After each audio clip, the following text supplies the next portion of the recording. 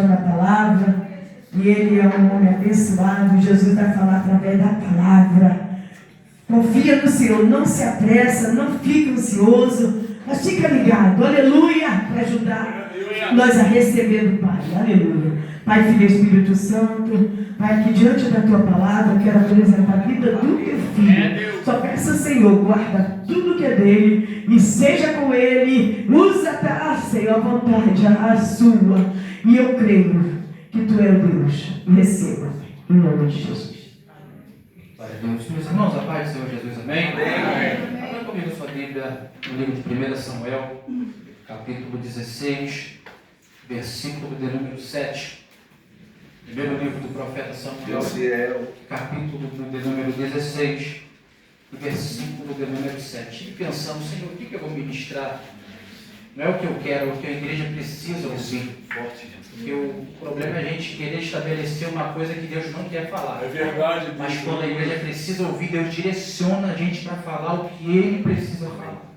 Todos acharam?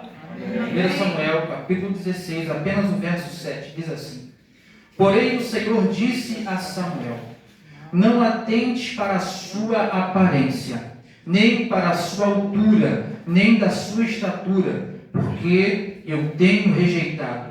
Porque o Senhor não vê como o homem vê, pois o homem vê o que está diante dos seus olhos. Porém, o Senhor olha para o coração. Pode se assentar em nome de Jesus. Glória a Deus. Estamos diante de um texto que fala em um período que Israel estava vivendo uma escassez da presença de Deus. Quando encerra-se o período dos juízes, que dura 349 anos, diz a Bíblia que esse período se encerra com Samuel. Saul é o primeiro rei ungido de Israel. Só que Saul é o pedido do povo. Deus não colocou Saul para reinar. O povo rejeita a Samuel. O período da teocracia encerra-se em Samuel. Teocracia é quando Deus é o próprio juiz, comandante, general, quem toma as decisões. O povo vai olhar para as nações vizinhas e vai dizer: todos têm um rei e nós só temos a Samuel, que é velho e os seus filhos se corromperam. A Bíblia vai dizer que Deus olha para Samuel, que estava muito triste porque o povo havia rejeitado a Samuel. Mas se você voltar um pouco mais, você vê que Samuel é resposta de Deus para o seu povo. Porque uma coisa ingrata é o povo de Deus. Falei, Jesus. Porque muitas das vezes nós estamos marchando, correndo, pulando, falando em mistério, mas é só Deus fechar uma porta que a gente já não quer vir para a igreja, já fala mal da igreja, já fala mal do pastor, fala que não precisa congregar mais, mas Deus tem os seus meios de tratar com o seu povo. E agora o rei Saul assenta-se no trono. Capítulo 13, versículo 1, a Bíblia vai dizer que passam-se 2 anos do reinado de Saul. E Saul é um excelente rei, porque cá entre nós, irmãos, quando fazemos a vontade de Deus, tudo que nós colocamos a mão, Deus faz prosperar. Debaixo da direção de Deus, tudo que você põe a mão, seja no âmbito espiritual, no âmbito físico, emocional, não sei qual área, mas quando Deus está na direção e você está na obediência, tudo vai fluir de acordo com a vontade de Deus. Por isso que Jesus vai ensinar a oração do Pai Nosso: seja feita a tua vontade, assim na terra como no céu.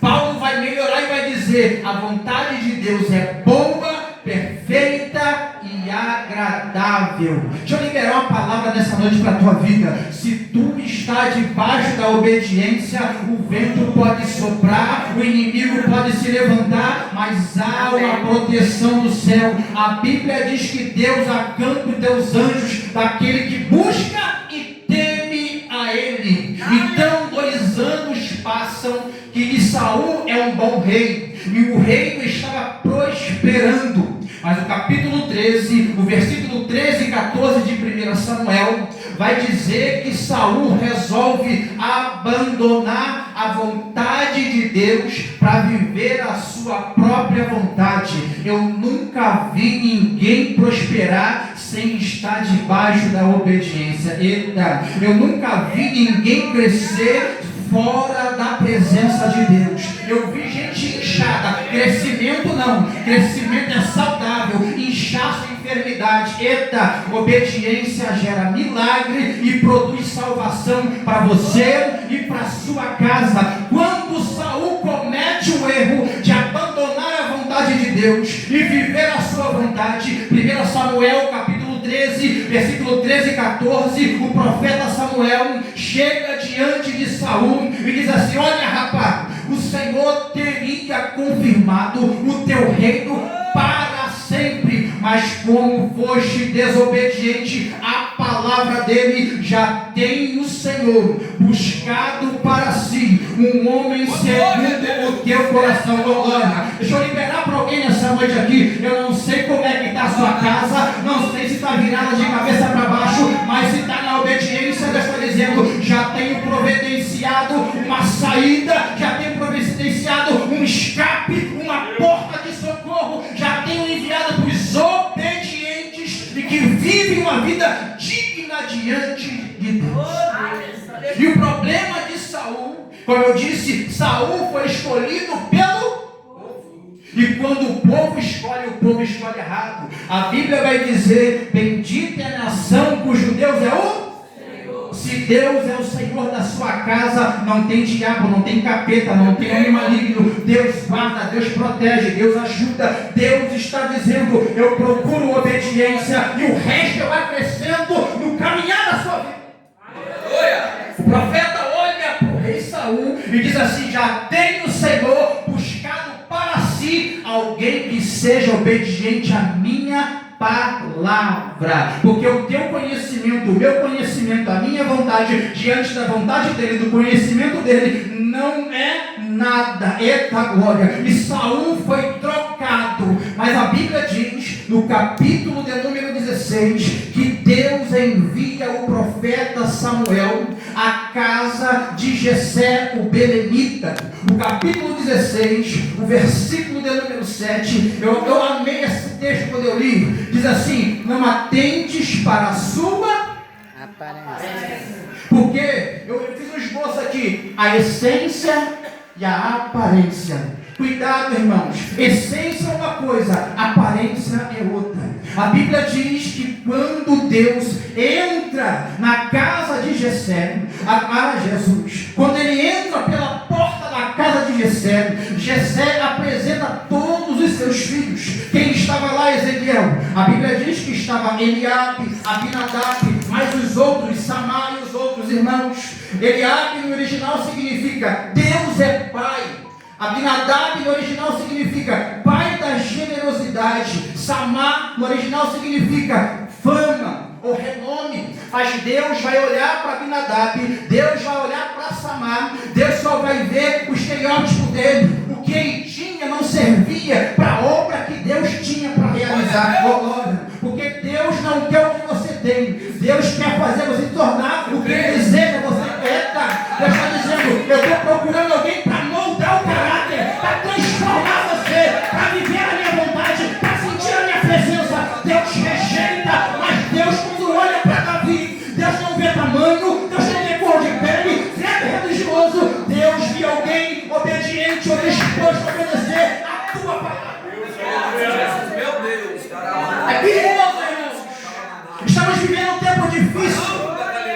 É difícil lidar com pessoas que não são lideradas. É difícil lidar com pessoas que acham que sabem de tudo e conhecem tudo. glória. Deus te trouxe nessa noite para dizer, te trouxe para te doutrinar, para mostrar para você que sem mim tu não é nada, sem minha presença tu não é nada. Repaia sede, a pouco levaia sua. A Bíblia vai dizer que Deus vai na casa de Jessé, o belemita, porque Deus queria fazer uma obra, e era uma obra espiritual. Eu creio que vai ser ela fazer a obra. Se você olhar para essa guerra e você levar para o lado da carne, Paulo vai dizer, oh glória, andai em espírito, para não cumprir as concupiscências da carne. A guerra não é com braço, a guerra não é com palavras, a guerra é com choro, com jejum, com oração. E Deus sabia que se colocasse aqui na Davi no trono, o negócio era só na espada. Tem hora, irmãos, que a espada não resolve, só o joelho. Tem hora, irmãos, que bater boca não resolve, é só o joelho. Deus está te trazendo nessa noite para dizer para você, te trouxe para moldar o teu caráter. Para de bater boca, escuta mais, presta mais atenção. Oh glória, fala menos, ora mais, discute menos, jejua mais.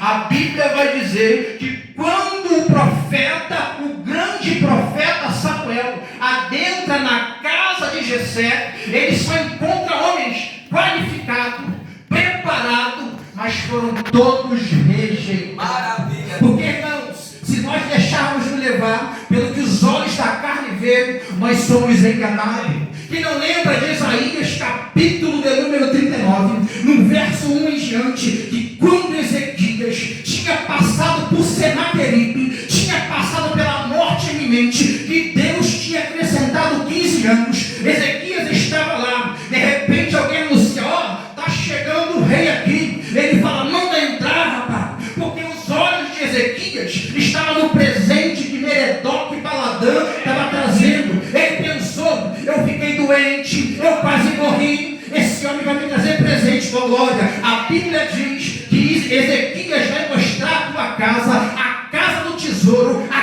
casa das armas, e Deus estava dizendo, rapaz, eu te livrei de Senaqueribe, eu te livrei da morte, e tu não aprendeu, rapaz. Não adianta só orar, tem que vigiar. Não adianta só marchar, só correr, tem que vigiar. Entregou o ouro para o inimigo, mas Deus me trouxe aqui para dizer para você, cuidado com a aparência, cuidado com a aparência. O olho pode te enganar, porque não adianta olhar para a carne. Jesus vai falar que tem gente que marcha, que corre, que anda como crente, mas é sepulcro caiado. Mas em nome de Jesus, o Senhor me trouxe aqui, olha, não olha com o olho da carne, olha com o olho do Espírito, olha com o olho do Espírito, que Deus vai te direcionar. A Bíblia diz que o grande profeta, quando olha para os filhos de Jessé, ele diz, rapaz, certamente esse é o novo rei de Israel. Não é porque você é profeta, não é porque você é missionária, não é porque você é evangelista. Se Deus não te der a visão, tu fica enganado, tu fica confundido, mas quem está ligado na terra também está ligado no céu.